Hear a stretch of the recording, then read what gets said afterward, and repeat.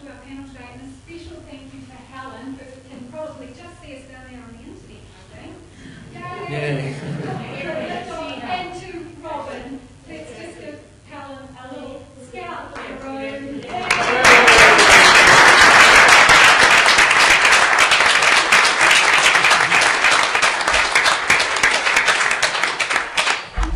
Would just like a few minutes of your time.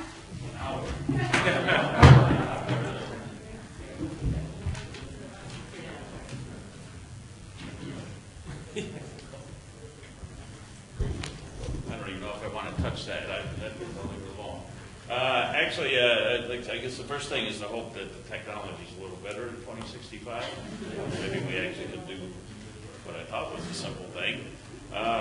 But certainly, as I listened to this, and I had some preview, obviously, working with the panelists, how this was going to be structured, and I guess it was my pessimism, optimism meter listening to see if it was going up or down. And personally, I believe that sometimes we're a little too gloomy about the future.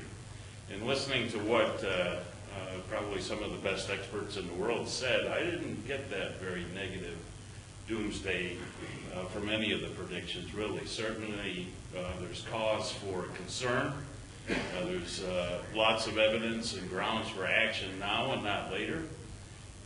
But overall, I thought I detected some optimism throughout this, that in fact, the issues we faced were addressable, and probably addressable in ways that really were not quite as onerous as some would like to have us believe. So I think I took home a relatively positive message. And the sort of muted, but I think understated part of this was that Antarctica, I think in 50 years, will still be a central focus of interest, particularly scientifically, but also as one of the last great places on our planet. And I think our people that were in 2065, we're still talking just as much about the same place that we're all excited about today.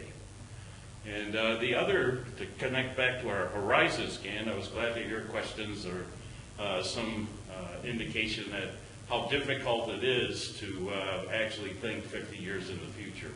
And also then how that probably is an extrapolation that's not very accurate. We're facing the same question when we're looking at our final questions tomorrow in the horizon scan as well. And I think we're struggling a little bit with making sure that the vision we put forward out of these meetings really reflects our best thinking about the future, not about tomorrow or not even about 10 years from tomorrow, but literally 20 years into the future.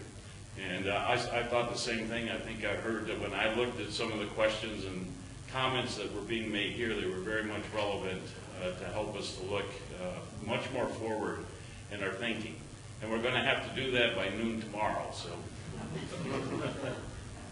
put your thinking caps on. So again, I'd like to thank all the panelists, and again, this would only be possible through the support of the Tinker Foundation and in our local hosts, Antarctica New Zealand, and the New Zealand Antarctic Research Institute, and certainly, like I say, the Muse Fellows would not even exist, obviously, without the Muse Prize. So I believe, and Renate and I have talked about this, that the reality of the Muse Prize is actually, I think, in some ways almost greater than what we could have expected just 5 years ago when it was created.